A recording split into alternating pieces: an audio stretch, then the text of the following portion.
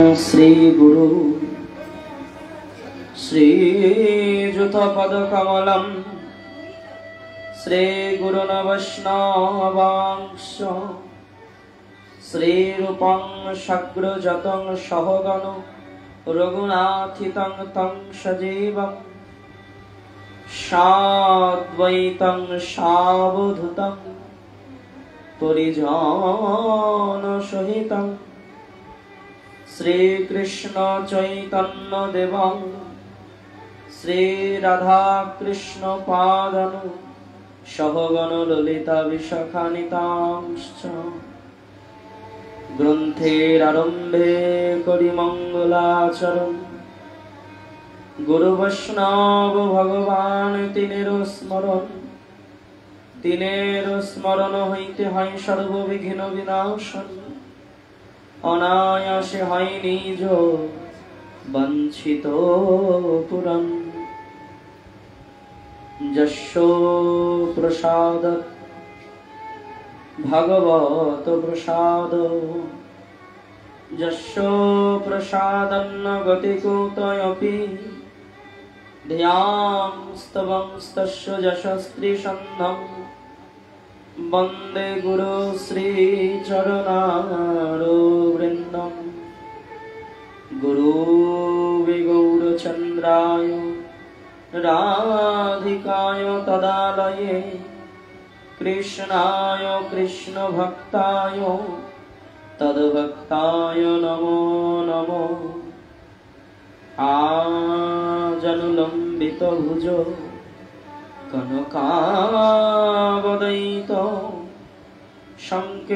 संकीर्तनैकपीतर कमलायताक्ष विश्वम्भर द्विजवर जुगधर्मफल वंदे जगत प्रियकर करुणावतार आनंद लीलामय विग्रह हिमावदिव्योच्छवे सुंदरय तस्मै महाप्रेमरस प्रदायते चैतन्य चंद्राय नमो नमस्ते नीलाचल निवासाय नित्याय परमात्मने बलभद्र सुभद्राभ्यां जगन्नाथाय ते नमो तमादिदेवं करुणानिधनं तमोलवर्णं सुनीतावतरम् अपार संसार समुद्र सेतुं भजामहे भगवत स्वरूपं मुखं करोति वाचालं पङ्गुं लङ्घयते गिरिं यत्कृपातमहं वन्दे परमानन्दमाधव तप्तो काञ्चन गौराङ्गी राधे वृन्दावनेश्वरी वृषभानुसुतां देवी त्वं नमामि हरि प्रिये हा कृष्ण करुणा सिन्धु दीनबन्धु जगत्पते गोपेश गोपिका कांत राधाकांत नमोस्तुते वृंदावै तुलसी दिव्या वै प्रिया वै केशवस्व च कृष्ण भक्ति प्रदे देवी सत्वत्वै नमो नमो जय रूप सनातन भट्ट रघुनाथ श्रीजीव गोपाल भट्ट दास रघुनाथ এই ছয় গোসাইর করি চরণ বন্দন যাহা হইতে বিঘ্ন নাশ অভীষ্ট পুরম বাঞ্ছা কল্পতরুভৎস কৃপা সিন্ধু ভয়ে বচ পতিতানাং পাবনেভ্যো वैष्णवेभ्यो नमो नमो हरे कृष्ण कृष्ण कृष्ण हरे हरे हरे राम राम राम हरे हरे। बोलिए श्रीमद् भागवत महापुराण की, सुखदेव गोस्वामी काल की, परीक्षित महाराज की, समवेत गौर भक्त वृंद की, अपन अपन सद्गुरु भगवान की। प्रेम से बोलो।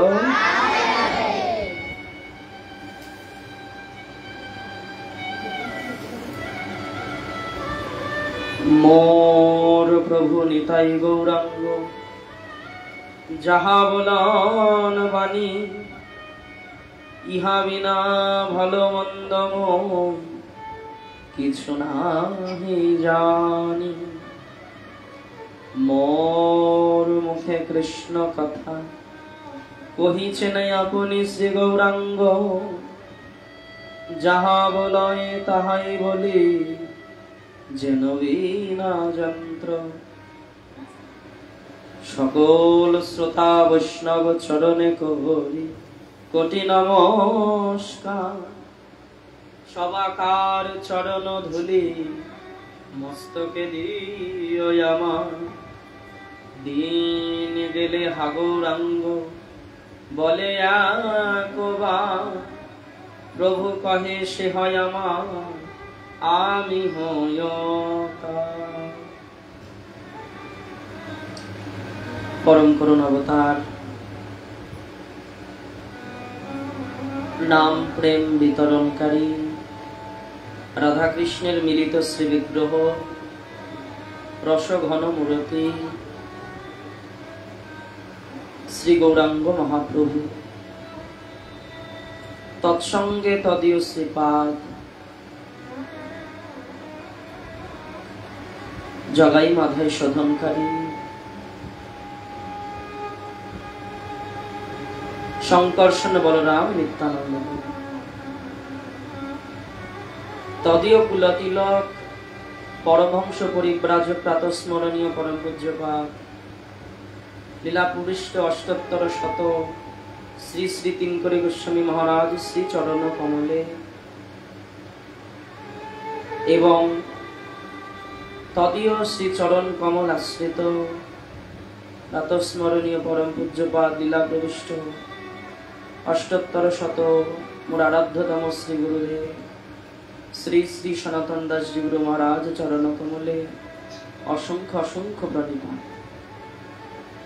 तदंते अनंत कोटि विश्वेर अनंत कोटि साधुगुरु वैष्णव चरण कमले ए दास अनुदासेर भूलुंठित प्रणाम।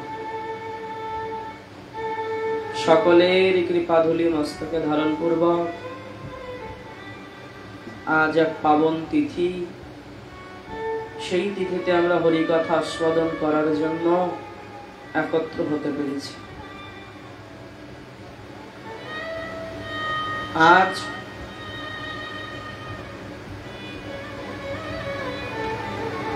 শ্রী শ্রী সীতা নবমী তিথি।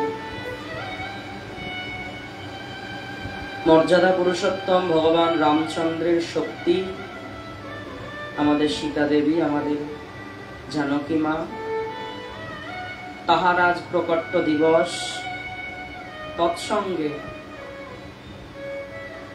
আমাদের কুলতিলক, আমাদের কুলের দেবী, নিত্যানন্দ কুলের দেবী এবং সমগ্র বৈষ্ণব জগতের মা, তিনি হলেন নিত্যানন্দ শক্তি শ্রী শ্রী জাহ্নবা ঠাকুরানীর আবির্ভাব দিবস। প্রেম সে বলো।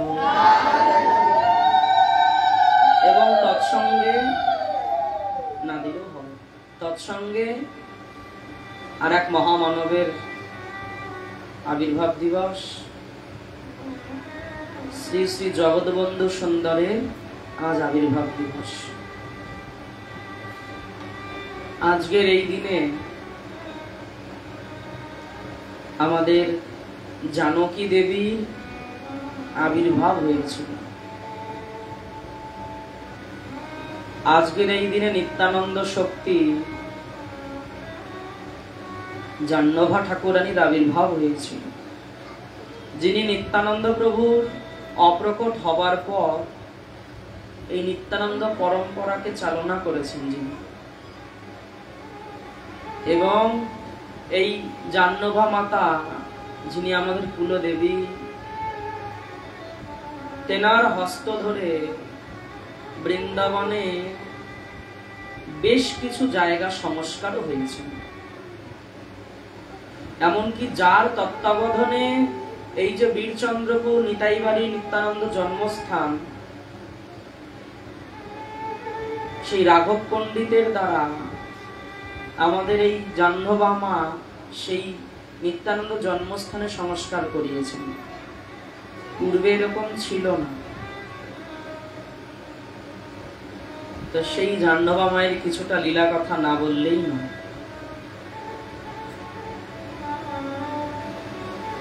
নিত্যানন্দ প্রভু ব্রজলীলায় ছিলেন বলরাম, তিনি রার দেশে হারাই পণ্ডিত তার পুত্র রূপে এলেন। প্রশ্ন হতে পারে, তাহলে বিশ্বরূপ কে ছিল? নিমাইয়ের যে জ্যেষ্ঠ ভ্রাতা বিশ্বরূপ, তিনি কে ছিলেন? তিনিও বলরামের অবতার। কিন্তু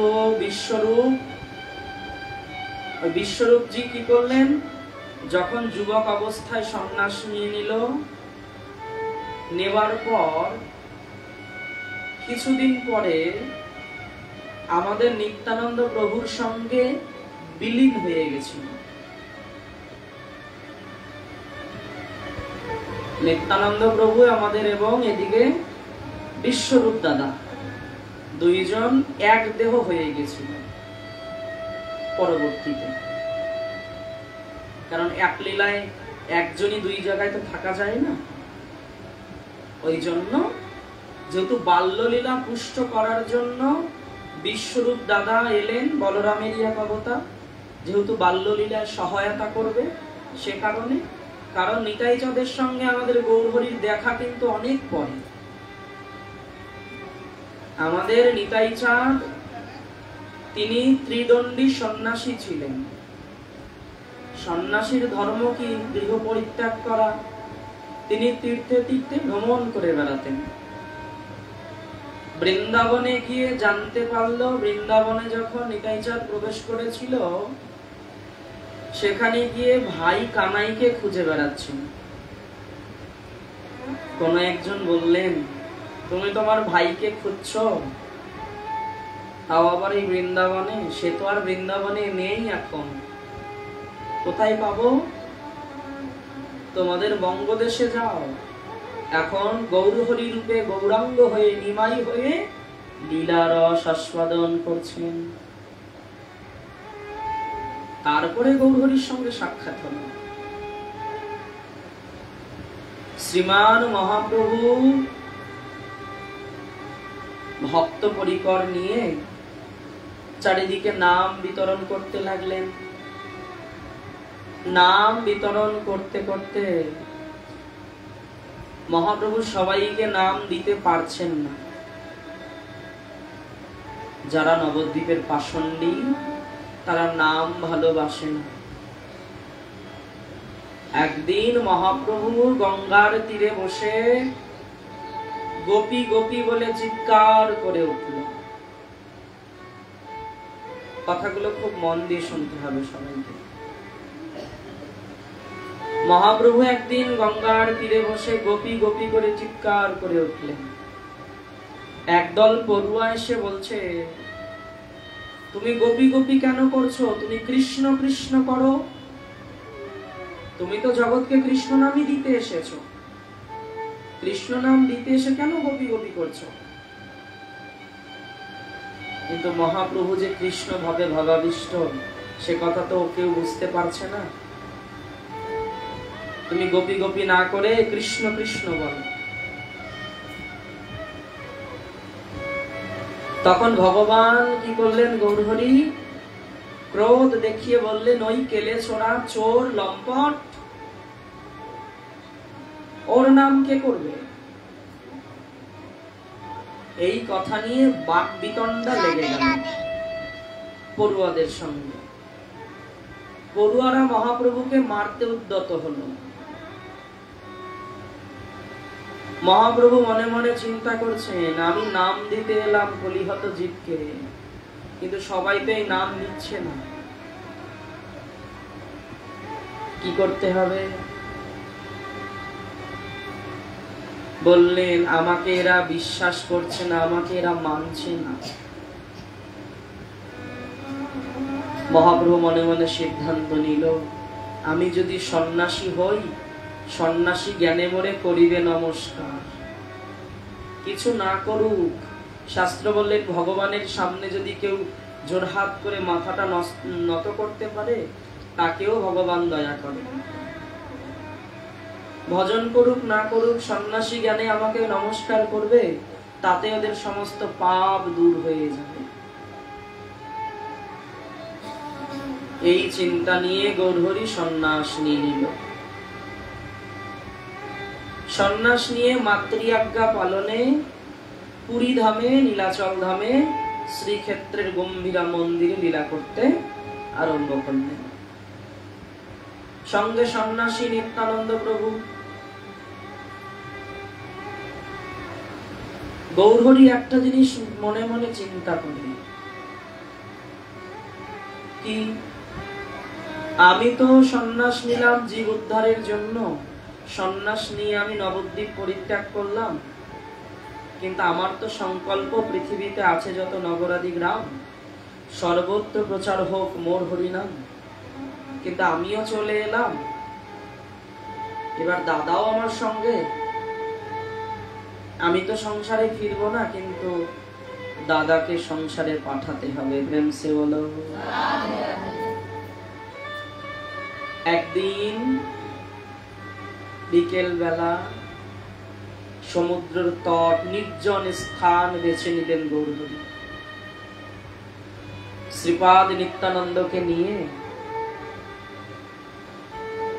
দাদার হাতখানা হাতে ধরে গৌরাঙ্গ প্রভু বলছেন, শ্রীপাদ আমার একটা কথা নেবে? কি নিমাই, কি বলো? বললেন, তুমিও সন্ন্যাসী, আমিও সন্ন্যাসী, তা দুজনেই যদি সন্ন্যাস ধর্ম পালন করি, তাহলে তো হরি নাম প্রচার হবে না।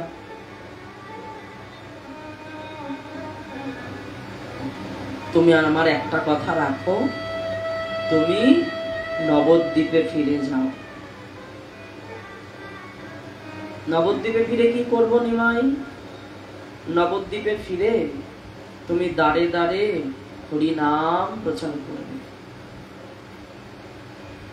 কেননা তুমি মার খেয়ে নাম প্রচার করেছো, আমি অতটা ত্যাগ পারবো না। তুমি যতটা করুণ ভাবে হরিনাম প্রচার করতে পারবে, আমি ততটা পারবো না।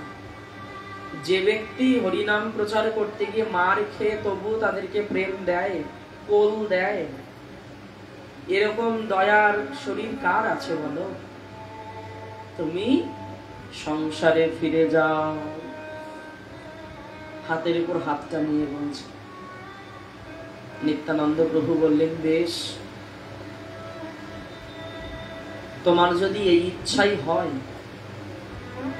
আমি ফিরে যাচ্ছি, তোমাকে সন্ন্যাস ধর্ম ত্যাগ করতে হবে না। যেদিন মহাপ্রভু, আমরা অনেকেই জানি, মহাপ্রভু মাকে না জানিয়ে সন্ন্যাস নিয়েছিল, মার অনুমতিতেই সন্ন্যাস ধর্ম রেখেছিল মহাপ্রভু। যেদিন সন্ন্যাসী নেবার পর একবার নবদ্বীপে যখন এসেছিল এবং শান্তিপুরে এসেছিল, শান্তিপুরে যখন অদ্বৈত ভবনে আছেন মহাপ্রভু, সবাই জানতে পারলেন নবদ্বীপবাসী যে আমাদের গৌরহরি অদ্বৈত প্রভুর শ্রীগৃহে অবস্থান করছেন। নবদ্বীপে সেদিন কোনো পশু পক্ষী মানুষ কিচ্ছু ছিল না, সম্পূর্ণ নবদ্বীপ শূন্য হয়ে গেছিল, একজন বাদে, সে হলো বিষ্ণুপ্রিয়া দেবী। যেন মনে হচ্ছিল সম্পূর্ণ নবদ্বীপকে আমাদের সেই বিষ্ণুপ্রিয়া দেবী পাহারা দিচ্ছিল ঘরে বসে বসে। সবার অধিকার ছিল যাওয়ার, সবাই গৌরহরিকে দর্শন করার জন্য গেছিল, কিন্তু একজন যেতে পারেনি, সে ছিল বিষ্ণুপ্রিয়া দেবী।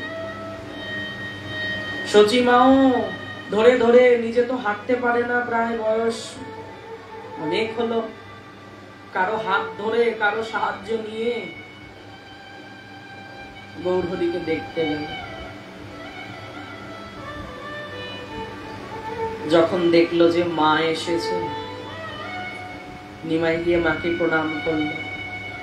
আর সচি ঠাকুরানী বলছে, নিমাই, আমার হাতের কত কত ব্যঞ্জন তুই বাড়িতে বসে পেতিস,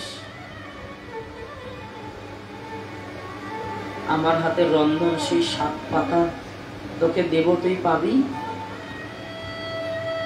আর ভগবানের সেই চাচর কেশ দেখতে পাচ্ছে না, মস্তক মুন্ডন করা।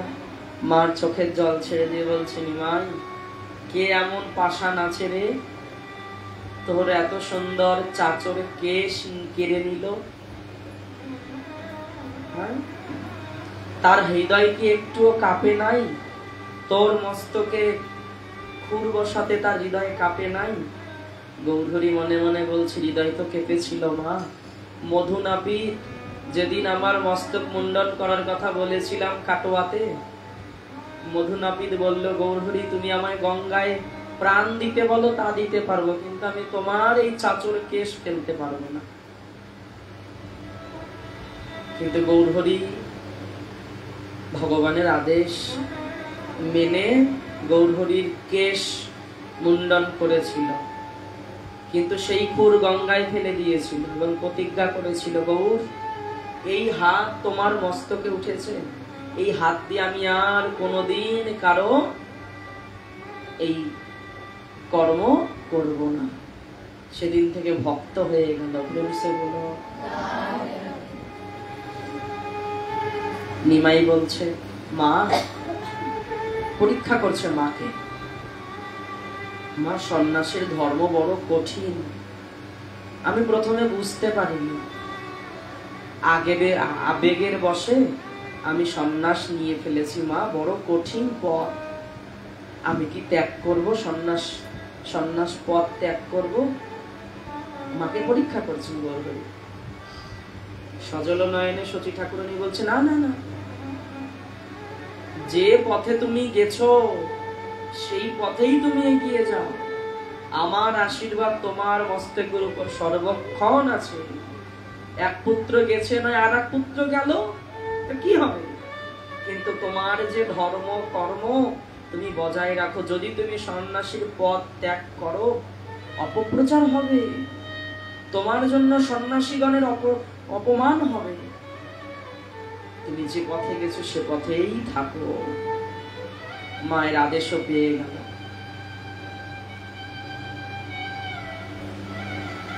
মহাপ্রভু বললেন, দাদা যদি তুমি বলো তাহলে আমি ফিরে যাই। নিতাই চাঁদ বললেন, না না, তুমি সন্ন্যাসীর ধর্ম পালন করো, আমি গৃহস্থ ধর্ম পালন করি। প্রেম সে বলো। নিতাই চাঁদ নীলাচল থেকে নবদ্বীপে চলে গেল। নিতাই চাঁদ তার একজন পরিকরকে নিয়ে অম্বিকা কালনার দিকে রওনা হলো। অম্বিকা কালনা, সেখানে আমাদের সূর্যদাস পণ্ডিত থাকেন। তার 2 কন্যা বসুধা এবং জাহ্নবা। প্রেম সে বলো। নিতাই চাঁদ গিয়ে সেই সূর্যদাস পণ্ডিতের গৃহে দাঁড়ালেন। সূর্যদাস পণ্ডিত মনে মনে ভীষণ আনন্দিত। অবধূত নিত্যানন্দ রাম আমার গৃহে দাঁড়িয়েছে। কি অভিপ্রায় নিয়ে দাঁড়ালো? গিয়ে পণ্ডিতকে বললেন, হে পণ্ডিত, আমি তোমার কন্যাকে বিবাহ করতে চাই। কিন্তু পণ্ডিত মনে মনে ভাবছে, তখন তো জাতকুলের খুব একটা ব্যাপার ছিল, সবাই বলা বলি করছে, সন্ন্যাসী সন্ন্যাসী হয়ে বিবাহ করবে, তাতে তো দোষ লাগবে। সূর্যদাস পণ্ডিত সমাজের দিকে তাকিয়ে নিত্যানন্দ প্রভুর সঙ্গে বসুধা দেবীর বিবাহ দিতে রাজি হলেন না। একটাই ভয়, কি সন্ন্যাসী আবার যদি গৃহস্থ হয়, সন্ন্যাস ধর্ম পরিত্যাগ করে, তাহলে তো দোষ লাগবে। নিত্যানন্দ প্রভুকে যেন ফিরিয়ে দিল। নিত্যানন্দ প্রভু কি করলো? গঙ্গার ঘাটে এসে বসে রইল। এদিকে বসুধা দেবী বড় বোন, জাহ্নবী ঠাকুরানী ছোট বোন, বসুধা দেবীর হাত চাইতে গেছিল নিতাই চাঁদ। আমরা অনেকে বলি নিতাই চাঁদ 2 বিবাহ করেছেন, না, 2টি বিবাহ করেননি, বিবাহ একটাই। ঘটনা আগে বলছি, প্রেমসে বলো। বসুধা দেবী যেই শুনতে পেল যে আমার পিতা নিতাই চাঁদকে ফিরিয়ে দিয়েছে, আমার সঙ্গে বিবাহ দেবে না, অমনি শোনা মাত্র বসুধা দেবী অচৈতন্য হয়ে বললেন। প্রেমসে বলো। এই বসুধা জাহ্নবী কে? সেই রেবতী আর বারুণী, বলরামের 2 পত্নী, বলরামজির 2 পত্নী। কি নাম? রেবতী এবং বারুণী। সেই রেবতী আর বারুণী কলিযুগে বসুধা জাহ্নবী। এইবার বদ্যি ডাকা হলো, কোন প্রকার এই জ্ঞান ফেরানো যাচ্ছে না, তুলো ধরা হচ্ছে নাকের কাছে না, তুলোর তো কোনো সঞ্চালন নেই। কবিরাজ ডাকা হলো, বদ্যি ডাকা হলো, বদ্যি মশাই এসে নাড়ি টিপে ধরে বলছে, না হে পণ্ডিতগণ, আপনার এই বড় কন্যা ইতিপূর্বেই দেহ রেখে দিয়েছে। প্রেম সে বলো। ভেঙে পড়লেন সূর্যদাস পণ্ডিত। মনে মনে বুঝতে পারলো, আমি কাকে ফিরিয়ে দিয়েছি সে তো সমাজ জানে না, আমি তো জানি। কি করবে? সূর্যদাস পণ্ডিত সেই নিথর দেহটা নিয়ে গঙ্গার কাছে গেলেন সৎকার করার জন্য। বসুধা দেবীর দেহখানা নিয়ে বিমানে চড়িয়ে গঙ্গার তীরে যখন দাহ করবেন গেলেন, গিয়ে দেখলেন নিতাই চাঁদ ঘাটে বসে আছে। যেই না নিতাই চাঁদকে দেখেছেন, বসুধা দেবীকে রেখে দিয়ে বসুধা দেবীর পিতা পণ্ডিত বর ছুটে গিয়ে নিতাইয়ের চরণ ধরলেন। হে নিতাই চাঁদ, তুমি আমার কন্যাকে বাঁচিয়ে দাও, আমার কন্যাকে সুস্থ করে দাও, আমি কথা দিলাম এই কন্যার হাত আমি তোমার হাতেই দেব। প্রেম সে বলো। নিতাই চাঁদকে কিচ্ছু করতে হয়নি। বসুধা দেবীর নাসিকাতে যখন নিতাই চাঁদের অঙ্গে যে চন্দন আছে, সেই কুমকুম চন্দনের সুগন্ধ যখন গিয়ে বসুধা দেবীর নাসিকায় প্রবেশ করেছে, অমনি বসুধা দেবী চৈতন্য ফিরে পেয়েছে। প্রেম সে বলো। বসুধা দেবী চৈতন্য ফিরে পেল, বিবাহ হয়ে গেল। সমাজের দিকে আর তাকালেন না। কিন্তু তবে বিবাহ হবার আগে যেমন সন্ন্যাসীদের কোনো পৈতা থাকবে না, যদি সে তার পৈতা থাকে পৈতা ফেলে দিয়ে সন্ন্যাস নিতে হবে। পৈতা হলো গৃহস্থদের জন্য। পৈতা ফেলে দিয়েছিল নিতাই চাঁদ। পুনরায় আবার নিতাই চাঁদের বিবাহ হবার আগে উপনয়ন সংস্কার হলো, গৃহস্থ হলো, হবার পর বসুধা দেবীর সঙ্গে বিধিমত বিবাহ হলো। কিছুদিন যাবার পর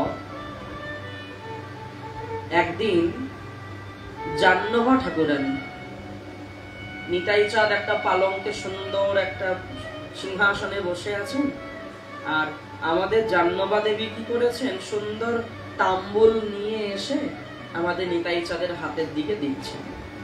আর নিতাই চাঁদ অপলক দৃষ্টিতে চেয়ে আছেন। কেন?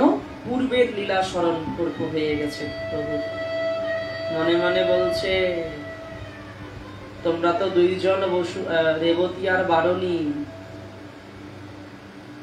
তখন সূর্যদাস পণ্ডিতকে ডেকে বলছেন নিতাই চাঁদ, শোনো, কন্যা বিবাহ দিয়েছো কিন্তু কোনো যৌতুক তো দাওনি। কন্যা বিবাহ দিলে তার সঙ্গে তো কিছু দান দিতে হয়।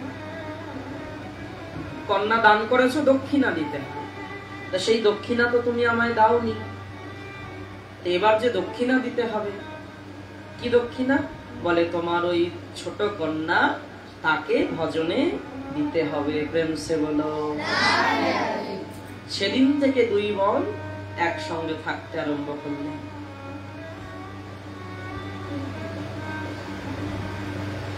শেষে নিতাই চাঁদ খড়দহতে থাকতে আরম্ভ করলেন সপরিবারে। নিত্যানন্দ জন্মস্থান কোথায়? বীরভূম। আর থাকলেন কোথায়? খড়দহতে। সেই খড়দহ শ্যামসুন্দর মন্দিরে এখনো নিতাই চাঁদ যে অনন্ত শালিগ্রামের সেবা করতেন, সেই শালিগ্রাম এখনো আছে। আমি সাক্ষাৎ দর্শন করিনি, তবে মোবাইলে আমি দেখেছি, দর্শন হয়েছে সে শালিগ্রাম।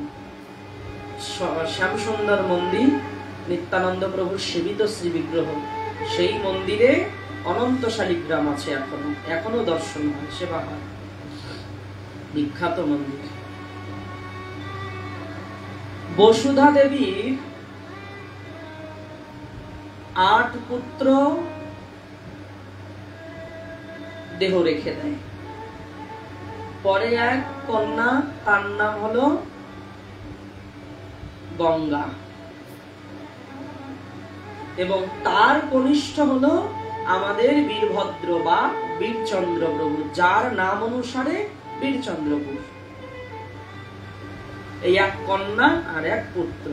কিন্তু আমাদের জাহ্নবী ঠাকুরানীর নিঃসন্তান ছিলেন। জাহ্নবী ঠাকুরানীর কোনো আত্মজ ছিল না।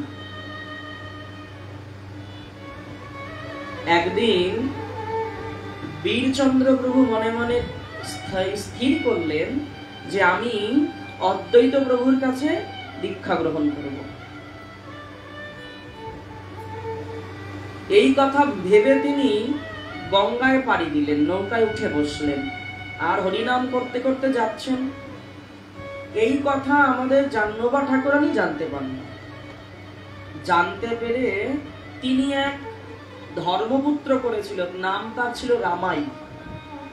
রামাই যে ভক্ত আমাদের আমরা পাই, সেই রামাই নামে একজনকে ধর্মপুত্র করেছিল। তাকে আদেশ করলেন, যাও বীরভদ্র দেখো অদ্বৈত প্রভুর কাছে দীক্ষা নেবে বলে রওনা হয়েছে, ওকে আমার কাছে ফিরিয়ে নিয়ে আসো। তা রামাই কি করেছে? ছুটে গেছে গঙ্গার তীরে, গিয়ে দেখছেন গঙ্গার মাঝখানে নৌকা নিয়ে পৌঁছে গেছে। এদিকে রামাই চিৎকার করতে আরম্ভ করলেন, কিন্তু যেহেতু উচ্চস্বরে কীর্তন করছেন, সেই কারণে বীরচন্দ্র প্রভু শুনতে পেলেন না। ওই রামাইয়ের হাতে একটা বাঁশি ছিল, কিছু উপায় না করে ওই বাঁশিটা ছুঁড়ে মেরেছে। বাঁশিটা যখন ছুঁড়ে মারলো, নৌকায় গিয়ে পড়া মাত্র নৌকা 2 খণ্ড হয়ে গেল। প্রেম সে বলো। বীরচন্দ্র প্রভু ফিরে এলেন। আসার পর বললেন, তোমাকে মা ডাকছে। যখন বীরচন্দ্র প্রভু মায়ের কক্ষে যাচ্ছে, ছোট মায়ের কক্ষে, দেখছেন মা করমালা করছেন, ভজনে বসেছেন, করমালা জপছেন। কিন্তু মা বুঝতে পারলেন যে যুবক পুত্র ঘরে আসছে। দেখুন ধর্ম মায়েদের, এখন এগুলো মানে না। ছেলে এসছে ঘরে, তবুও মা এখন ঘোমটা দেবে। 2 হাতে তো মালা চলছে, কেমন করে ঘোমটা দেবে? অমনি জাহ্নবী দেবী আরো 2টো হাত প্রকট করলেন। প্রেম সে বলো। হাত প্রকট করে সব, এদিকে জপ ঠিক রইল, আরো 2টো শ্রীহস্ত প্রকট করে ঘোমটা দিলেন। যুবক পুত্র ঘরে এসেছে। ওই দৃশ্য দেখলেন দাঁড়িয়ে কে? আমাদের বীরভদ্র বা বীরচন্দ্র প্রভু।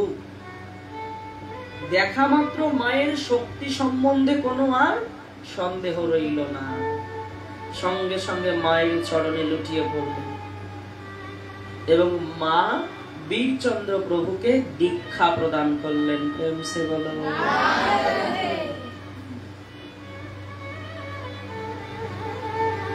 অনেক লীলা আমাদের এই জাহ্নবী ঠাকুরানী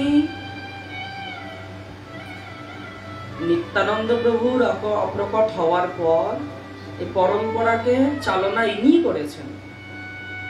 আমাদের সিদ্ধ প্রণালীতে গৌরাঙ্গ মহাপ্রভুর পরেই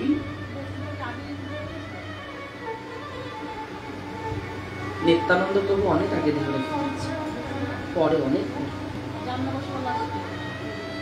হ্যাঁ প্রেম সে বলো। আমাদের সিদ্ধ প্রণালীতে দেখবে যারা নিত্যানন্দ পরিবার ভক্ত তাদের নিত্যানন্দ প্রভুর সঙ্গে জাহ্নবী ঠাকুরানীর একসঙ্গে আছেন দুজন।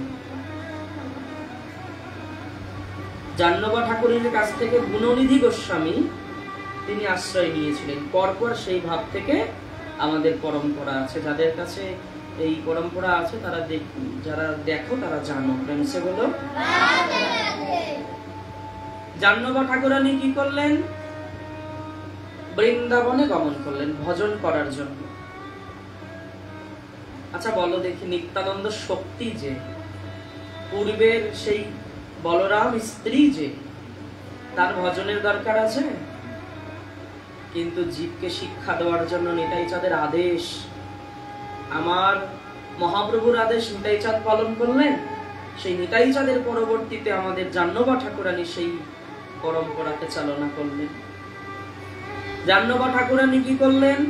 গোবর্ধনে গিয়ে গুফার মধ্যে ভজন করতে আরম্ভ করলেন। কিন্তু জাহ্নবী ঠাকুরানী ভজন করে আর একটা বিষয় খুব চিন্তন করে। কি চিন্তন?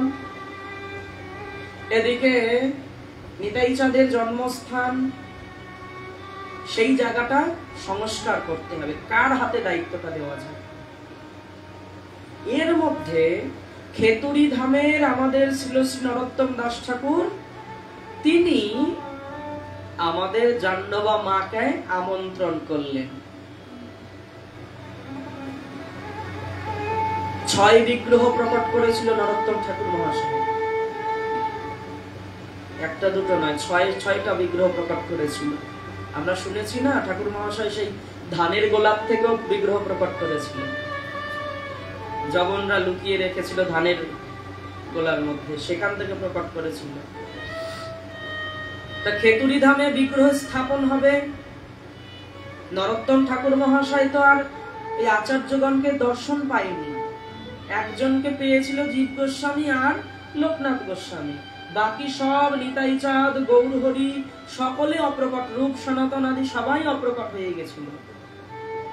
ওই জন্য ঠাকুর মহাশয়ের একটা পদ আছে, ব্যাকুল হয়ে পড়েছিল যখন ব্রজে গেল ঠাকুর মহাশয়, গিয়ে দেখলো কেউ নেই, তখন ব্যাকুল হয়ে একটা পদ রচনা করেছিল, যে আনিল প্রেম ধন করুণা প্রচুর, হেন প্রভু কোথা গেলা আচার্য ঠাকুর। এই পদখানা তখন তিনি সজল নয়নে গিয়েছিলেন। এবার কি করলেন? নিত্যানন্দ শক্তি রয়েছেন আমাদের জাহ্নবী ঠাকুরানী, তার দ্বারা বিগ্রহ প্রতিষ্ঠা হবে। আমন্ত্রণ করে পাঠালেন মাকে। মা ওপার বাংলায়, তখন তো এক বাংলা ছিল, পরে ভাগাভাগি হয়েছে, খেতুরি ধামে গেলেন। খেতুরি থেকে ফেরার সময় মনে মনে চিন্তা করলেন, আমার একটু শ্বশুরের ভিটাটা দর্শন করে যান, যেটা বীরচন্দ্রপুর, নিতাই বাড়ি যাকে আমরা বলি, নিত্যানন্দ জন্মস্থান। সেই জায়গা পরিদর্শন করে এলেন, খড়দহে ফিরে এলেন এবং রাঘব পণ্ডিতকে আদেশ দিলেন, শোনো, তুমি প্রভুর জন্মস্থানকে সংরক্ষণ করো, নইলে হারিয়ে যাবে। সেদিন থেকে আমাদের রাঘব পণ্ডিত তিনি ওই দায়িত্বটা হাতে নিলেন।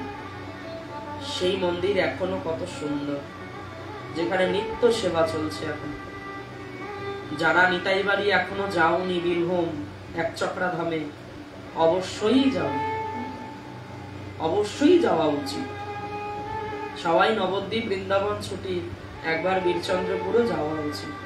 নিতাই চাঁদের করুণা না হলে গৌর কেমন করে পাবো? অপূর্ব দর্শনীয়। এই অধমের 2বার না 3বার যাওয়া হয়েছে, নিতাই চাঁদ টেনেছেন। অপূর্ব জায়গা, মন জুড়িয়ে যায়।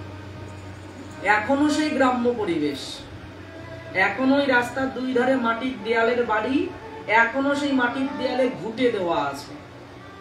নবদ্বীপ যেমন শহর হয়ে গেছে, অলি গলি সম্পূর্ণ টাউন হয়ে গেছে, শহর, কিন্তু বীরচন্দ্রপুরে এখনো সেই প্রত্যন্ত গ্রামই আছে। সুন্দর জায়গা, প্রেম সে বলো। জাহ্নবী ঠাকুরানী বৃন্দাবনে বসে বসে আরেকটি কথা চিন্তা করেন। কি? রাধা গোবিন্দ, রাধা গোপীনাথ আর রাধা মদন মোহন, এই 3 বিগ্রহের পাশে তখন রাধারানীর কোনো বিগ্রহ ছিল না, শুধু ভগবানই দাঁড়িয়েছিলেন। তো জাহ্নবী ঠাকুরানী মনে মনে ভাবেন, যেখানে রাধারানী নেই সেখানে ভগবান কেমন করে দাঁড়িয়ে থাকে? তিনি মনে মনে সিদ্ধান্ত করলেন যে এই 3 ভগবানের পাশে রাধারানীর শ্রী বিগ্রহ দাঁড় করাতে হবে। তার তত্ত্বাবধানে, জাহ্নবী ঠাকুরানীর তত্ত্বাবধানেই তখন রাধা গোবিন্দ, রাধা গোপীনাথ, রাধা মদন মোহন, এই 3 মন্দিরে জাহ্নবী ঠাকুরানীর হাত ধরে রাধারানীর বিগ্রহ প্রথম স্থাপিত হয়েছিল। প্রেম সে বলো। এবং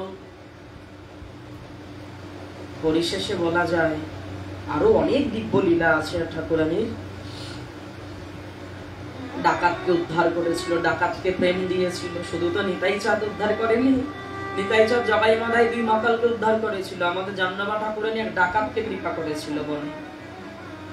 ডাকাত ভেবেছিল লুট করে নেব সব, বনের পথ দিয়ে যাচ্ছিল, তো হাঁটার পথ, তখন যেখানে রাত সেখানে বিশ্রাম হয়। তো ডাকাত মনে মনে চিন্তা করেছে যে আজকে তো লুটপাট করতে হবে। কিন্তু জাহ্নবী ঠাকুরানীর ওই প্রভাব দেখে, জাহ্নবী ঠাকুরানীর ওই শক্তি দেখে সেই ডাকাতও ভক্তে পরিণত হয়েছিল। তো একদিন জাহ্নবী ঠাকুরানী যখন লীলা শেষ করবেন, জাহ্নবী ঠাকুরানী গোপীনাথ মন্দিরে আরতি দর্শন করতে গেছেন। রাধা গোপীনাথ বৃন্দাবনের যে প্রসিদ্ধ সপ্ত দেবালয়, তার মধ্যে রাধা গোপীনাথ। রাধা গোপীনাথ মন্দিরে প্রত্যেক দিনের মতো সেদিনও সন্ধ্যারতি দর্শন করতে গেছে।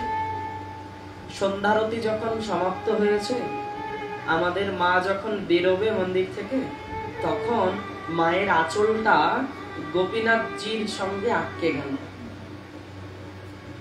কাপড়টা গোপীনাথজি যেন টেনে ধরল।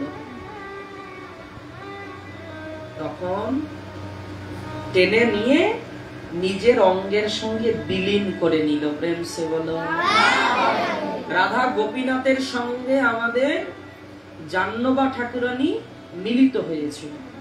আর নিতাই ভগবান গৌরহরি যেমন জগন্নাথের সঙ্গে বিলীন হয়েছিল, নিতাই চাঁদ কার সঙ্গে বিলীন হয়েছিল? যদি কোনোদিন বীরচন্দ্রপুরে যাও, সেখানে বাঁকারায় বলে একটা মন্দির আছে। আমি ওরকম শ্রী বিগ্রহ কোনোদিন দেখি নাই। ভগবানের এত এত রূপ দর্শন হয়েছে, কিন্তু বাঁকারায় কেন? ভগবান এতটাই বাঁকা যেন মনে হয় যে পড়ে যাবে কাঁপে। ওই মন্দিরে ছবি তোলা নিষেধ, এমনও শোনা যায়, ওখানকার পূজারীদের মুখে শুনেছি যে অনেকে নাকি চেষ্টা করেছেন কোন ছবি তোলার, কিন্তু ছবি আসেনি ফোনে। শোনা কথা, কোনোদিন এটা করে দেখিনি। তবে মন্দিরে নিষেধ আছে, যেহেতু আমরা নিষেধাজ্ঞা পালন করি। বলছি দয়া করে ফোনগুলো বন্ধ করো সবাই, তাহলে সাইলেন্ট করে রাখো, আর নাহলে কাছে রাখো, আস্তে আস্তে যেন ধরা যায়। প্রেম সে বলো। তো আমাদের গোপীনাথজি বসুধা দেবীকে টেনে নিজের অঙ্গের সঙ্গে বিলীন করে নিল। তারপর থেকে তারপর থেকে আমাদের জাহ্নবা দেবীর গোপীনাথ রাধা গোপীনাথ মন্দিরে গোপীনাথের বাম ভাগে জাহ্নবা ঠাকুরানীর এক বিগ্রহ প্রতিষ্ঠা হয়েছে, যেটা এখনো দর্শনীয়। গোপীনাথের বাম ভাগে যিনি, তিনি হলেন জাহ্নবা ঠাকুরানী, আর ডান দিকে আছে রাধারানী। প্রেম সে বলো। বাম দিকে জাহ্নবা মাতা আছেন। হ্যাঁ, নিতাই চাঁদ আমাদের বীরচন্দ্রপুরে যে জগন্নাথ মন্দিরটা পার করে আরেকটু সামনে এগোলে বাকারাই নামে একটা মন্দির রয়েছে, সেই মন্দিরে বাকারায়ের সঙ্গে বিলীন হয়েছিল। সেই শ্রীবিগ্রহ এখনো দর্শন হয়। ওই জন্য বলছি, যদি কোনোদিন সুযোগ দেয় নিতাই চাঁদ, অবশ্যই জি। প্রেম সে বলো। তাই এর মধ্যে আবার আমাদের জানকী দেবীরও আবির্ভাব দিবস আজকে। প্রত্যেক মন্দিরে মন্দিরে জাহ্নবা দেবীর অভিষেক চলছে, জানকী দেবীর অভিষেক চলছে, বিবিধ প্রকার আনন্দ চলছে। প্রেম সে বলো। জল বিনো যেন মিন দুঃখ পায় আয়ুহীন, প্রেম বিনো এই মত ভক্ত। প্রেম ভক্তি মহারাজ বলছেন, জল ছাড়া যেমন মিন এক মুহূর্ত থাকতে পারে না, জল বিনু যেন মিন দুঃখ পায় আয়ুহীন, প্রেম বিনু এই মতো ভক্ত। জল থেকে বেরোলে যেমন মিন কষ্ট পায়, প্রাণ হারিয়ে যায়, প্রাণহানি ঘটে, মৃত্যু হয়, তেমনি যারা সংসার ভালোবাসে তারা সংসারের মৃত্যুকে বড় ভয় পায়। প্রেম সে বলো। দুঃখ পায় আয়ুহীন, যেন মনে হয় আরো দিন বেঁচে থাকি, আরো বেশ কিছু দিন বেঁচে থাকি, সংসার ভোগ করি। কিন্তু ঠাকুর মহাশয় বললেন, শোনো, জল বিনা মাছ বাঁচে না। আর যারা ভোগী তারা সংসারে আয়ু অল্প দেখে দুঃখ পায়, কিন্তু এই সমস্ত দুঃখ ছাপিয়ে যারা কৃষ্ণ ভক্ত তারা দুঃখটা কোথায় পায়?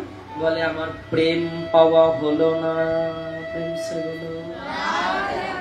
দিনে দিনে দিন ফুরালো, প্রেম পাওয়া হলো না, আমার নিতাই বলা হলো না,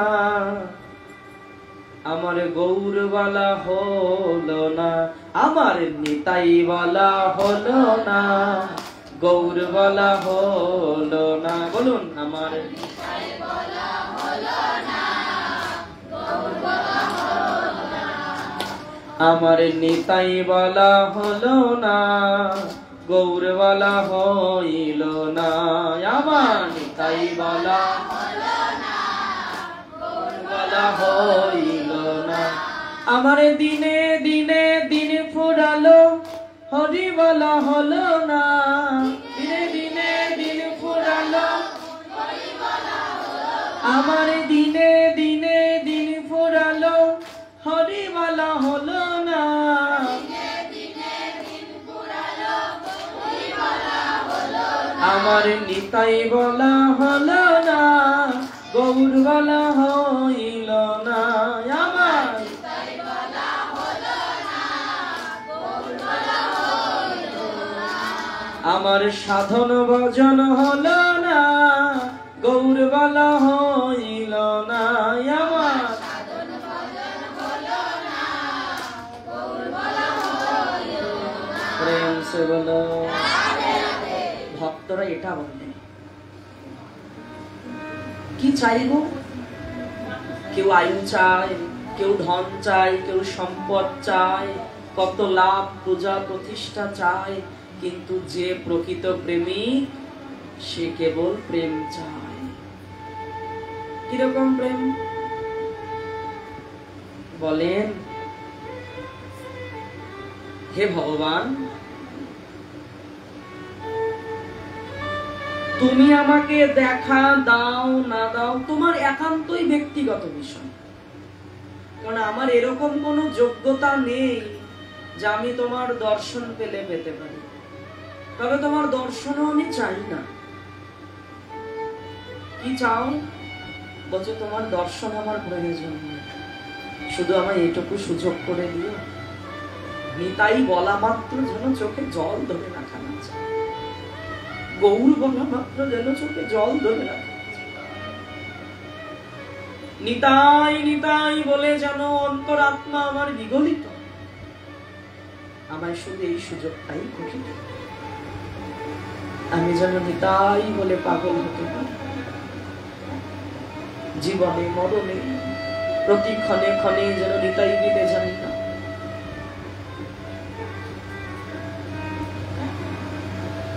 বললেন সেই মতো কি প্রেম বিনয় এই মত ভক্ত, যারা ভক্ত হয় তারা প্রেম পাচ্ছে না বলে তাদের জীবনে দুঃখ। সংসার চলছে না চলছে, গাড়ি বাড়ি হলো না হলো, লাভ পূজা প্রতিষ্ঠা হলো না হলো, সেদিকে কোনো ধ্যান নেই, একদিকেই ধ্যান জ্ঞান সমস্ত কিছু। কি যে আমি তো প্রেম পেলাম না। কিরকম প্রেম? সিদ্ধ দেহে যাহা চাই, ভজনেতে যাহা চাই, সিদ্ধ দেহে তাহা পাই, পক্কা পক্ক মাত্র সে বিচার, পাকিলে সে প্রেম ভক্তি, অপক্কে সাধন রীতি।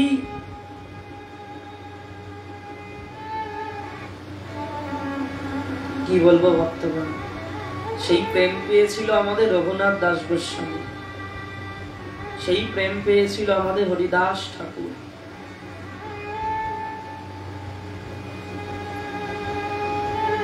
রঘুনাথ দাস গোস্বামী প্রত্যেক দিন 24 ঘন্টায় এক বাটি মাঠা, মানে যাকে আমরা দই বলি, পাতানো দই, 24 ঘন্টায় এক বাটি দই পেয়ে থাকতো, আর কিচ্ছু পেত না। বছরের পর বছর। কে ছিল রঘুনাথ দাস গোস্বামী? বলে রাজার ছেলে, যার মাসে তখন লাখ লাখ কোটি কোটি টাকা আয় ছিল, জমিদারের ছেলে ছিল রঘুনাথ। সেই রঘুনাথ সব পরিত্যাগ করে, যার ঘরে খাদ্যের অভাব নেই, সেই রঘুনাথ নীলাচলে জগন্নাথের পচা প্রসাদ ধুয়ে ধুয়ে খেলো। সেই রঘুনাথ বৃন্দাবনে রাধাকুণ্ডের তটে বসে এক বাটি মাঠা পেয়ে পেয়ে দিন যাপন করে, লীলা স্মরণ করে। একদিনের ঘটনা, রঘুনাথ দাস গোস্বামী প্রত্যেকদিন লীলা স্মরণ করে, যেমন আজকেও লীলা স্মরণ করছে। কি তা আজকে নিকুঞ্জে যুগল কিশোর বসে আছে। কুঞ্জ মন্দিরটা কেমন? বলছে বিবিধ প্রকার পুষ্প দিয়ে সাজানো। বলে বিবিধ প্রকার মানে? বলছেন 6 ঋতুর পুষ্প একসঙ্গে। ঋতুভিত্তিক ফুল হয় না, ঋতুভিত্তিক ফল হয়, কিন্তু নিকুঞ্জে 6টা ঋতু একসঙ্গে প্রবাহমান, একসঙ্গে চলতে থাকে। গ্রীষ্ম বলে আমি কেন বাদ থাকবো, বর্ষা বলে আমি কেন বাদ থাকি, শরৎ বলে আমি কেন দূরে থাকি, সবাই একসঙ্গে এসে নিকুঞ্জবনে ভগবানের সেবা করে। তো দাস গোস্বামী নিকুঞ্জের সেবা করছে। তো তুলসী মঞ্জুরি দাস গোস্বামী, তো তুলসী মঞ্জুরি স্বরূপে নিকুঞ্জের সেবা করছে। কি সেবা? আজকে নিকুঞ্জের স্মরণে কি করছেন? যুগল কিশোরকে পরমান্ন, যাকে আমরা পায়েস বলি, বা একেবারে পাতি বাংলায় বললে দুধ ভাত, প্রেম সে বলো, একদম বাংলায় বললে দুধ ভাত, যাকে পরমান্ন বলা।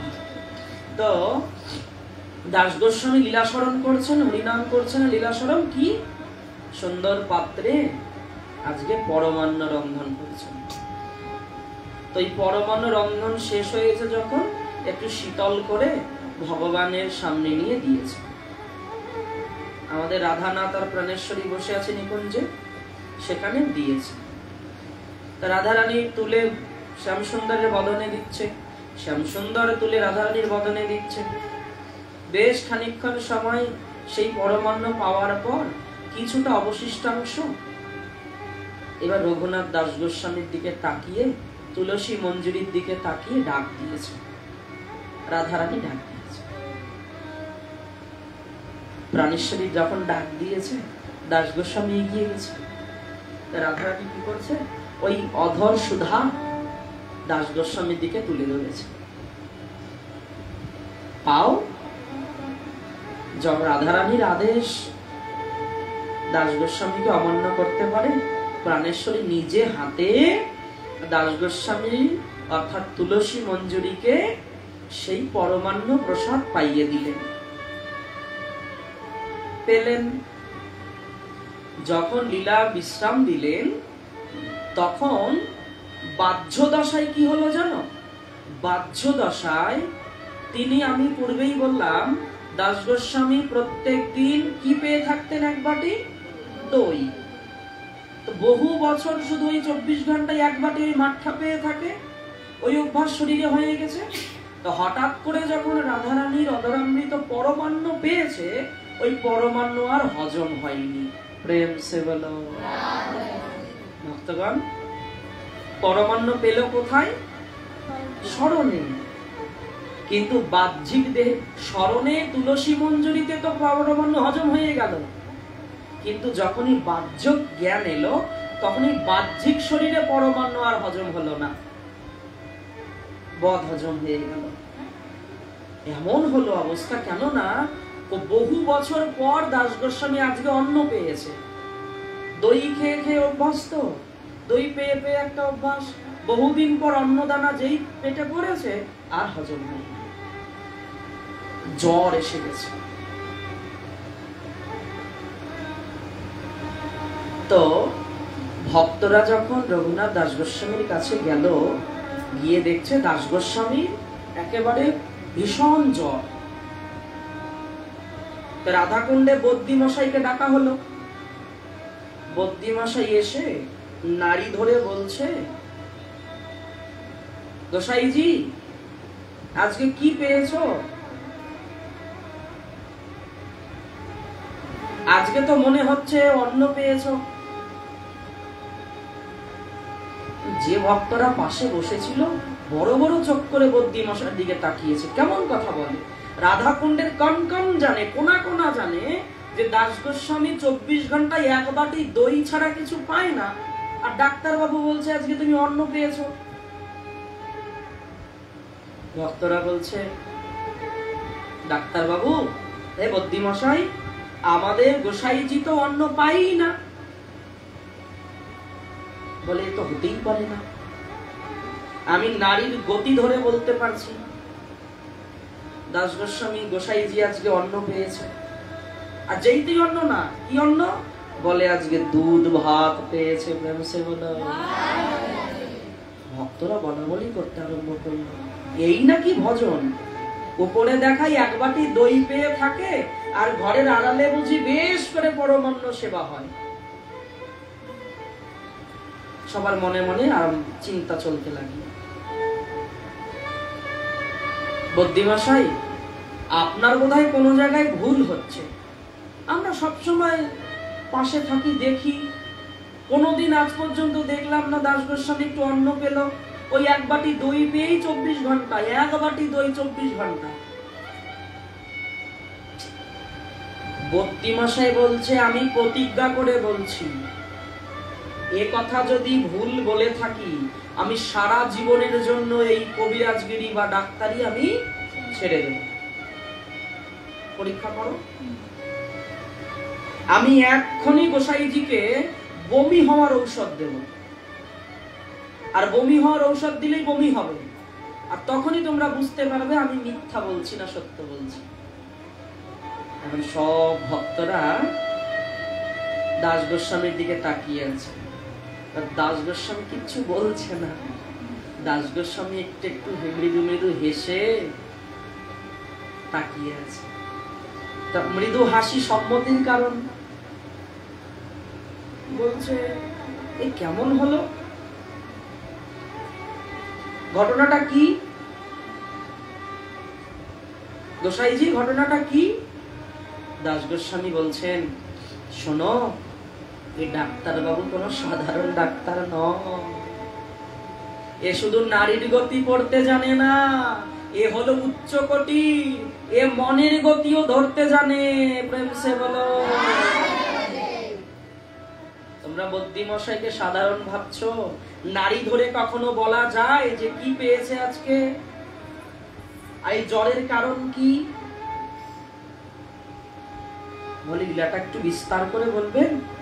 বলছে শোনো, আজকে যখন নিকুঞ্জে সেবা করছিলাম, প্রাণেশ্বরী জোর করে ওই পরমান্ন পাইয়ে দিয়েছিল আমাকে। তো ওই শরীরে তো, গুরু প্রদত্ত শরীরে তো হজম হয়ে গেল, কিন্তু বাহ্যিক শরীরে যখন জ্ঞান ফিরল, তখন এই শরীর আর হজম করতে পারলো না। প্রেম সে বলো।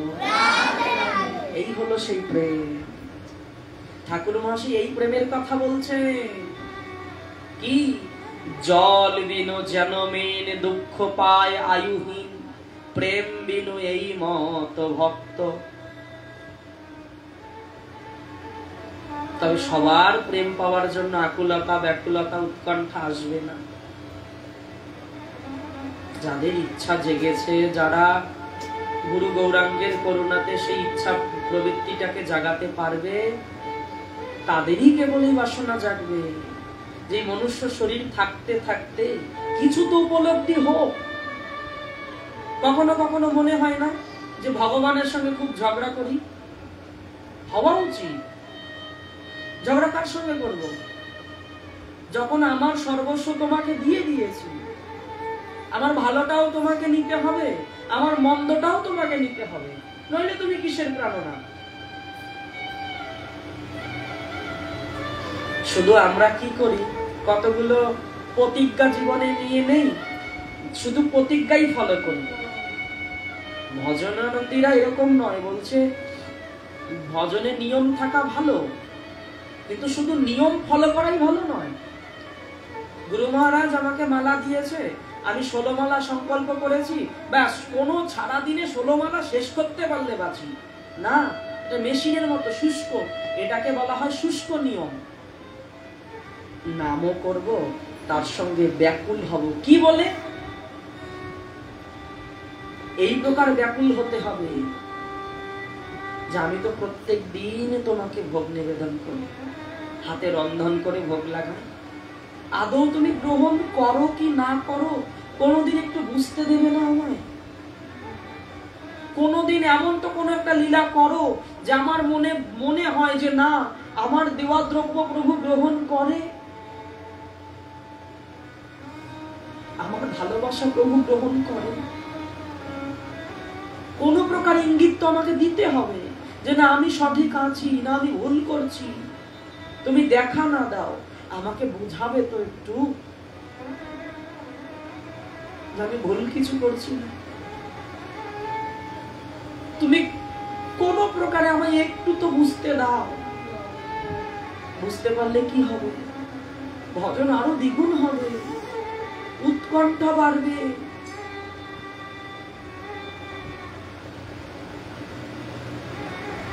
সেবা করেই চলছি, মেশিনের মতো। করতে হয় করছি, রান্না করে ভোগ দিতে হয় দিচ্ছি, হরিনাম করতে হয় করছি, গুরুদেব মন্ত্র দিয়েছে, গায়ত্রী দিয়েছে, জপ করতে হয় করছি। কিন্তু এর পেছনে আর একটা কথা আমার যে যোগ করা উচিত ছিল, যে আমি যেগুলো করছি আদৌ ঠিক করছি না, তুমি আদৌ এগুলো গ্রহণ করছো কি না করছো, অন্তত তোমাকে একটু তো আমাকে ইশারা করে বুঝতে দাও। এমন কোন লীলা করো যে আমার সেবাটা ঠিকঠাক হচ্ছে। নাহলে আমি কি করে আরো তোমার সেবায় আমার মনকে লাগাবো বলো? তুমিও পাথর বিগ্রহ, পাথর হয়ে বসে আছো, আমার মনও সেই শুকনো শুকনোর মতো হয়ে আছে। এই শুকনো মন চোখের জলে ভিজছে না। প্রেম সে বলো। চাতক জলদ গতি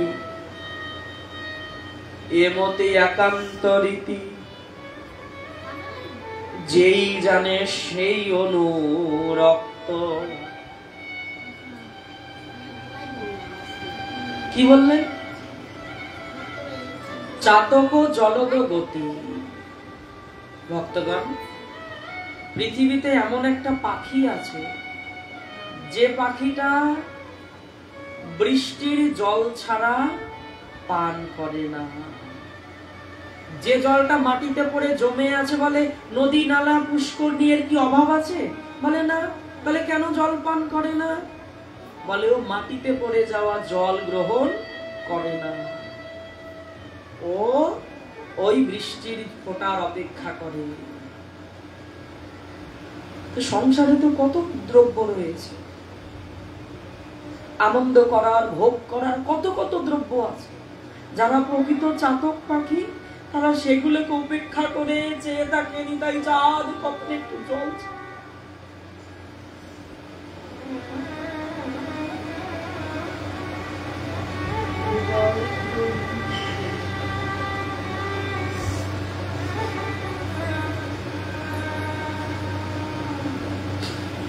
চাতক পাখি কখন করছে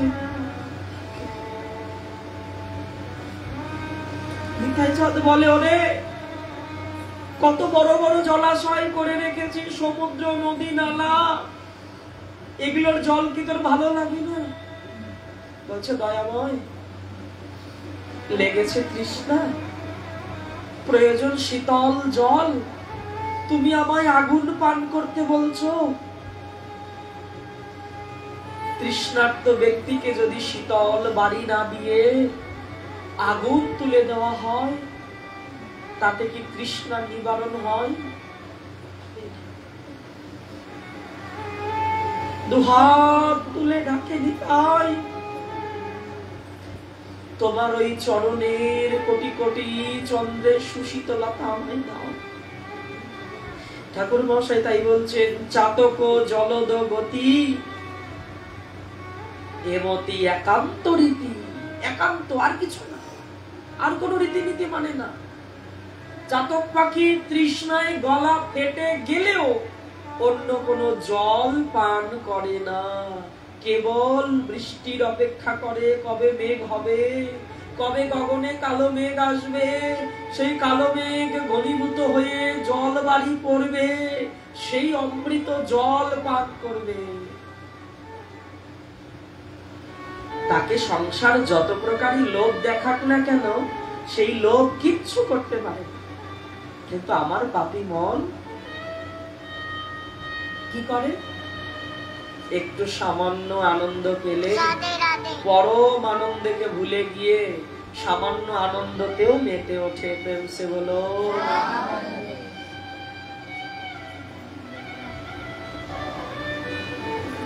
না মাতিয়ে নিজে মেতে উঠি। হরিদাস ঠাকুরের কাছে যেদিন লক্ষ হীরা এলো হরিদাসকে ভজনচ্যুত করার জন্য, হরিদাস ঠাকুর বললেন, মা তোমার সব কথা শুনবো, একটু বসো, আমার নাম জপ এখনো পূর্ণ হয়নি, এটা একটু পূর্ণ করে নেই। হরিদাস ঠাকুর নাম করছেন, হরে কৃষ্ণ কৃষ্ণ কৃষ্ণ কৃষ্ণ হরে হরে, হরে রাম রাম রাম হরে হরে। বলুন হরে কৃষ্ণ কৃষ্ণ কৃষ্ণ হরে হরে, হরে রাম রাম রাম হরে হরে। হরে কৃষ্ণ কৃষ্ণ কৃষ্ণ কৃষ্ণ হরে হরে, হরে রাম রাম রাম হরে হরে।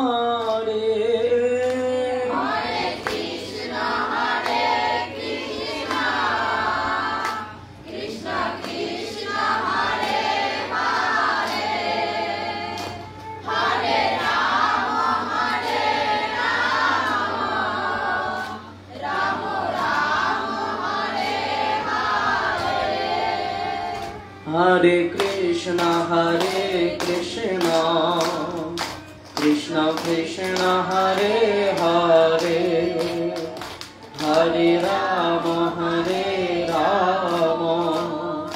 রাম রাম হরে হরে। বলুন সবাই উচ্চস্বর।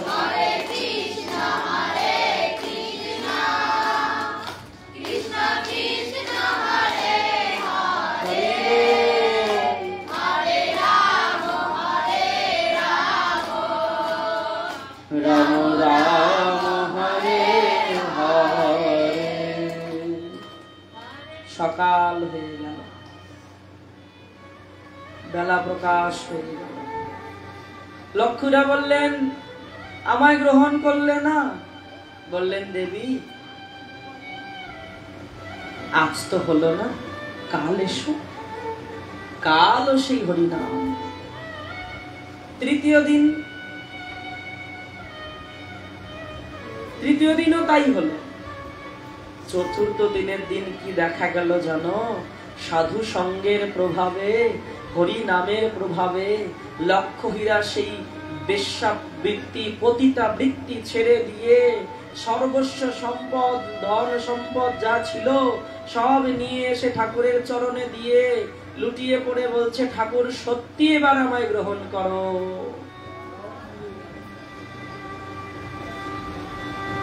দেখেছো প্রেম? প্রেমের ছোঁয়াচে রোগ,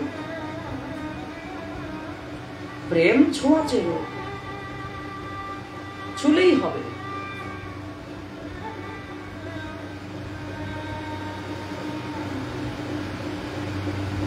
সেই হরিদাস ঠাকুর, তারও নিয়ম ছিল, যতক্ষণ হরিনাম পূর্ণ না হয় ততক্ষণ ভোজন করে না। সিদ্ধ বকুলে থাকে, প্রত্যেক দিন গম্ভীরা মন্দির থেকে শ্রীমান মহাপ্রভু প্রসাদ পাঠায়। একদিন গোবিন্দ মহাপ্রসাদ লইয়া হরিদাসে দিতে গেল আনন্দিত হইয়া। দেখে হরিদাস ঠাকুর করিয়াছে স্বয়ং, মন্দ মন্দ করিতেছে সংখ্যা সংকীর্তন। গোবিন্দ কহে, আজি উঠি করহ ভোজন। হরিদাস কহে, আজি করিব লঙ্ঘন। মহাপ্রসাদ আনিয়াছ, কেমনে খাইব? মহাপ্রসাদ আনিয়াছ, কেমনে অপেক্ষিব? বললেন, গোবিন্দ তুমি তো প্রসাদ এনেছ, সংখ্যা সংকীর্তন নাহি করে কেমনে খাইব? মহাপ্রসাদ আনিয়াছ, কেমনে অপেক্ষিব? কিন্তু তুমি তো জানো প্রতিদিন আমার 3 লক্ষ নাম জপ শেষ না হলে আমি কোনো ভোজন করি না। চেয়ে দেখো আজকে আমার নাম পূরণ হচ্ছে না। এত বলি মহাপ্রসাদ করিল বন্দন, এক রঞ্চ লইয়া তার করিল ভক্ষণ। এত বলে হরিদাস ঠাকুর কি করলেন? প্রসাদ প্রণাম করে এক রঞ্চ, এক দানা তুলে বদনে দিল। তাতে কি হলো? বললেন, ভজনও ঠিক রইল আর প্রসাদের অবমাননাও হলো না। গোবিন্দ দাস ছুটে গেল মহাপ্রভুর কাছে। প্রভু জানো, আজ এক বিরল দৃশ্য দেখে এলাম। কি? বলে, হরিদাস ঠাকুরকে আজকে আমি শুয়ে থাকতে দেখলাম। হ্যাঁ, হরিদাস ঠাকুর তো বিশ্রাম করে না। মহাপ্রভু অন্তর্যামী জানতে পারলেন। আর দিন মহাপ্রভু তার ঠাঁই আইলা, সুস্থ হও হরিদাস তাহারে বুঝিলা। প্রভু কহে, কোন ব্যাধি কহ তো নির্ণয়? দেহ কহে, সংখ্যা সংকীর্তন না পুরয় প্রেম সে বলো। প্রভুকে দেখা মাত্র হরিদাস ঠাকুর উঠে প্রণাম করলেন। হরিদাস, তুমি নাকি ভোজন করছো না, ভোজনও বাদ দিয়েছো। কি করে পাই দয়াময়? আমার নিয়ম লঙ্ঘন হয়ে যায়। কি নিয়ম? বলে, আমার যে প্রতিদিনের নিয়ম নাম জপ করা 3 লক্ষ, সেই নাম তো পূরণ হচ্ছে না। মহাপ্রভু হেসে বলছে, বৃদ্ধ হইলা সংখ্যায় অল্প করো, সিদ্ধ দেহে তুমি ভজনে আগ্রহ কেন ধরো? তুমি তো বৃদ্ধ হয়েছ, এখন একটু ভজন কম করলে কি হয়? আমাদেরকে এই সুযোগ দেবে ভগবান? কেন না? আমরা তো বৃদ্ধ হবার অপেক্ষা করি। কবে বৃদ্ধ হব, তবে গিয়ে ভক্ত বেশ নেব, তবে গিয়ে ভগবানের সেবা কাজ করব, তবে গিয়ে একাদশী করব, তবে গিয়ে আহার শুদ্ধি করব, তবে গিয়ে ভোগ লাগিয়ে প্রসাদ পাবো। আগে বৃদ্ধ হই, সময় হোক। কিন্তু সেই সময় গিয়ে যে আর হবে না করা, মন চাইলেও শরীর ইন্দ্রিয় সাথ দেবে না, সেটা হরিদাস ঠাকুর বুঝিয়ে দিচ্ছেন। প্রভু তাই বলছেন, বৃদ্ধ হইলা সংখ্যায় অল্প করো, সিদ্ধ দেহে তুমি ভজনে আগ্রহ কেন ধরো? হরিদাস ঠাকুর প্রভুর চরণ ধরে বলছে, দয়াময় একটা কথা আপনাকে বলতে চাই। কি কথা হরিদাস? লীলা সম্বরিবে তুমি মোর লয় চিতে। তুমি লীলা সম্বরণ করবে, সেটা আমি আগেই বুঝতে পেরেছি। কি করবে জানো? সে লীলা প্রভু মোরে কবু না দেখাইবা, আপনার আগে মোর শরীর পারিবা।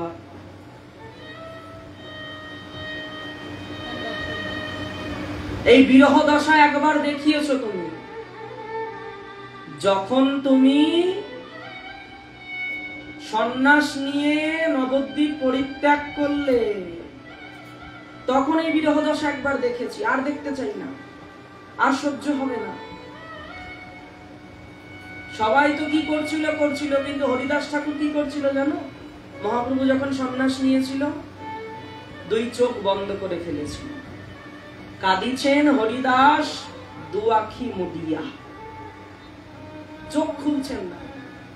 সবাই গড়াগড়ি চিৎকার করছেন, ক্রন্দন করছেন, কিন্তু হরিদাস ঠাকুর নেত্র বন্ধ করে নিয়ে বসে আছে।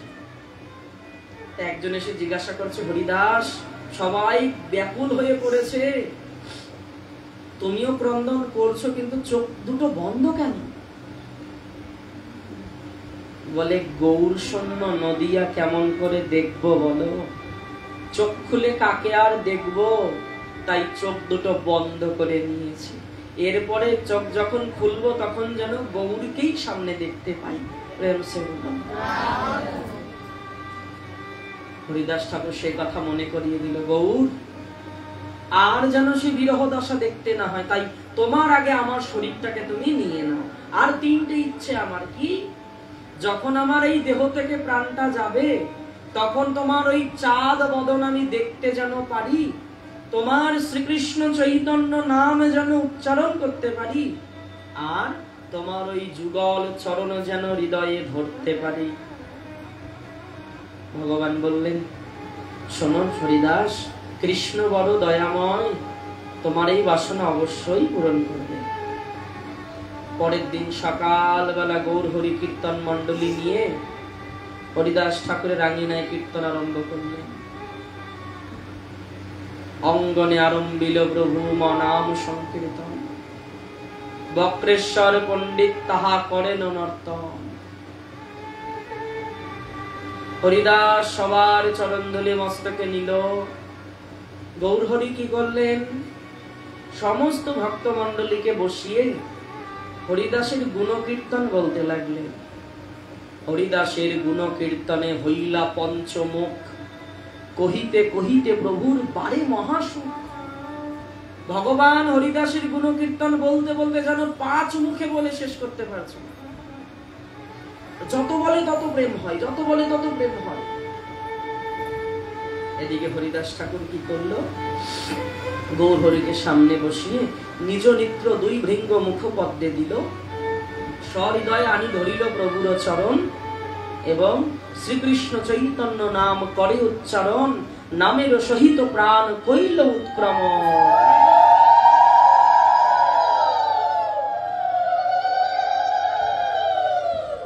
প্রাণ ছেড়ে দিল। মহাপ্রভু কি করলেন? হরিদাসের তনু কোলে লইল উঠাইয়া, অঙ্গনে নাচেন প্রভু প্রেমাবিষ্ট হইয়া। ততক্ষণ পরে ভক্তরা গিয়ে ভগবানকে থামাচ্ছে, প্রভু বেলা যায়। একটা বিমান তৈরি করে হরিদাস ঠাকুরকে তাতে শুইয়ে নিয়ে সমুদ্রে যাচ্ছে কীর্তন করতে করতে। বক্রেশ্বর পণ্ডিত সবাই ভক্তগণকে নৃত্য করতে করতে হরিদাসের তনু নিয়ে যাচ্ছে। সমুদ্রে নিয়ে গিয়ে কি করলো? সমুদ্রের জলে স্নান করাইল। মহাপ্রভু বলল, সমুদ্র এই আজ হইতে মহাতীর্থ হইল। যেদিন থেকে হরিদাস স্নান করলো সেদিন থেকে সমুদ্র মহাতীর্থ হলো। বালুকায় গর্তে করি তাহে শোয়াইল। এবং ভগবান কি করছেন? আপনি শ্রীহস্তে বালু নিয়ে এগিয়ে যাচ্ছেন। হরিবল হরিবল বলে গৌর রায়, আপনি শ্রীহস্তে বালু দিল তার গায়ে। প্রেম সে বলো। বালু দিয়া তার উপরে পিণ্ডা বাঁধাইল, পিণ্ডার এক মহা আবরণ কইল। পিণ্ডার চারিদিকে ভগবান খোল করতাল নিয়ে ভক্তবৃন্দ নিয়ে পরিক্রমা করছেন। পরিক্রমা আদি করে সমুদ্রে জল কেলি করে গৌর হরি চলে এলেন সিংহদুয়ারে। কি আছে সিংহদুয়ারে? পুরীর মন্দিরের সিংহদুয়ারে কি বললেন? পৃথিবীর একমাত্র প্রসাদের বাজার, যেখানে প্রসাদ বিক্রি হয়। এই বাজার পৃথিবীর আর কোথাও নেই, একটাই, সেটা হলো আনন্দ বাজার। প্রেম সে বলো। আচল পাতিয়া তথায় মাগিল প্রসাদ। গৌরহরি আচল পেতে সেই দোকানের কাছে কাছে গিয়ে ভিক্ষা করছে, তোমরা সবাই ভিক্ষা দাও। কেন? বললে আমার ভক্তের বিজয় উৎসব তরে, ভিক্ষা দেহ তো আমার। প্রসাদ আদি ভিক্ষা করে নিয়ে গৌরহরি চলে এসে কি করছেন? সমস্ত ভক্তবৃন্দকে সারি সারি বসিয়ে দিলেন। ভগবান নিজে হাতে পরিবেশন করছেন।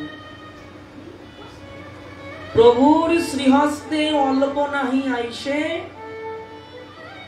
এক এক জনের পাতে ৫০ জনের ভক্ষ পরিবেশে ভগবান দিচ্ছেন। বলছেন আরো দাও, আরো দাও, বেশি করে দাও। কিন্তু কেউ প্রসাদ গ্রহণ করছে না। কেন? বলছে ভগবানও এখনো পায়নি কিছু, আমরা কেমন করে? তা কি করলেন? ভারতী পুরীর সঙ্গে মহাপ্রভু প্রসাদ পেতে বসলেন। যখন মহাপ্রভু প্রসাদ বদনে দিলেন তখন সমস্ত ভক্তরা প্রসাদ পেতে আরম্ভ করলেন। আকণ্ঠ পুরিয়া সবে করিল ভোজন। ভোজনাদি হলো যখন, তখন মহাপ্রভু সবাইকে মাল্য চন্দন পরাচ্ছেন আর বর দান করছেন। কি বর?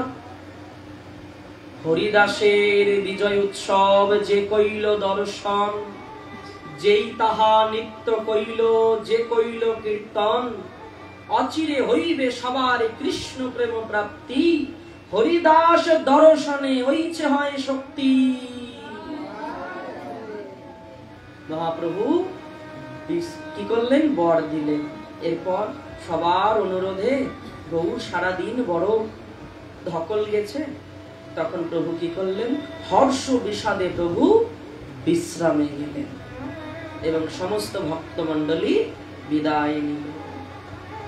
মহাপ্রভু কেঁদে কেঁদে বলছেন, হরিদাস আছিলা পৃথিবীর শিরোমণি, তাহা বিনা শূন্য হইল এই মেদিনী।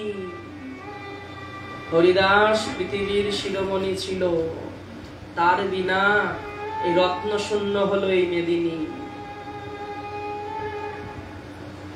হরিদাসের ইচ্ছা যাবে হইল চলিতে, আমার শক্তি তারে নারিল রাখিতে।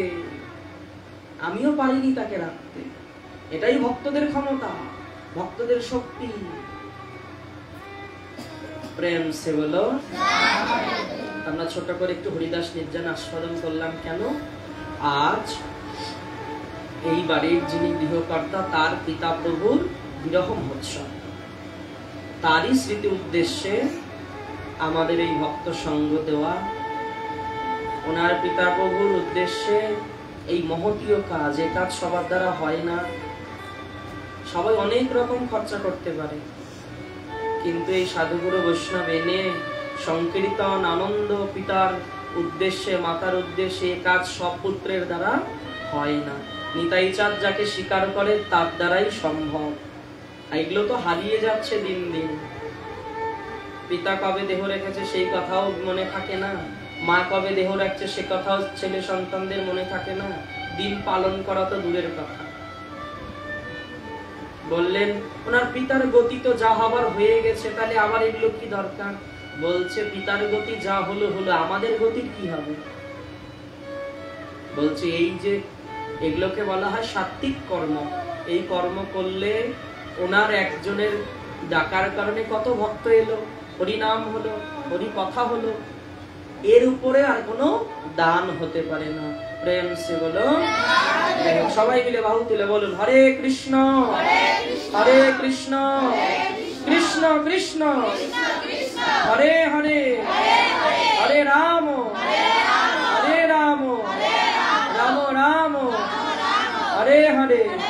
কৃষ্ণায় বাসুদেবায় হরে পরমাত্মনে প্রণত ক্লেশনাশায় গোবিন্দায় নমো নমঃ। কৃষ্ণায় বাসুদেবায় দেবকী নন্দনায় চ নন্দ গোপ কুমারায় গোবিন্দায় নমো নমঃ। ওম তৎসৎ ওম তৎসৎ ওম তৎসৎ। জয় জয় নিতাই গৌর শিকানাথ প্রেমানন্দে হরি।